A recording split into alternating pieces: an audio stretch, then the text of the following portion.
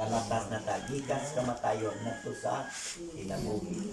Tungod ni Kristo, dili atong buhat, dili relihiyon, dili sa kasutuan, kuno saman sentro sa pasukin. Ang importante nato nga ipag-ilo nato nga si Kristo ang iyang kamatayon manungdanon kayo para sa kasayloan sa kasala. Walay kapasayloan sa sala kung wala bulain ng susunod. Napasaylo ang imong sala. Pero kanang maong nga pagpasaylo sa sala, may tikto na kung mupulo ka, kung ilakan ni Kristo. Ikaduha ang pagdawat na to ni Kristo. Pagdawat meaning part si Jesus sa atong kinabuhi. Nana si Jesus sa atong kinabuhi. No, siya maong kinabuhi. Nakabato na ta kinabuhi tungod ni Jesus, tungod ni Kristo.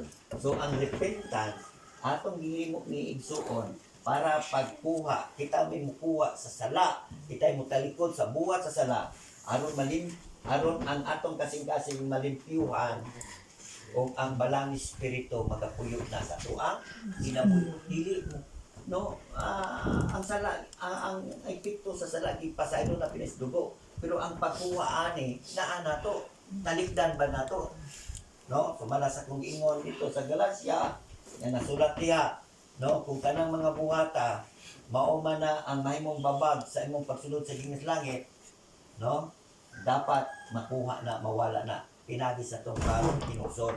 Akong nusulan ni nga ko ang pagka masinok-anon, ako na ning ginusulan ang ako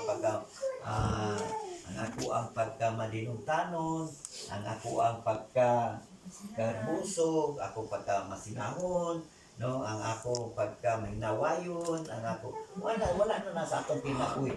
Yan na magsugod ng bagong kinabuhi. Amen. Amen. Ang bagong kinabuhi magsugod na. Nagana bang bagong kinabuhi? Ang una gid ana magapamuhat nato ang balang espiritu. Tanawa Galacia 5 mao gyapon 22 nga 23.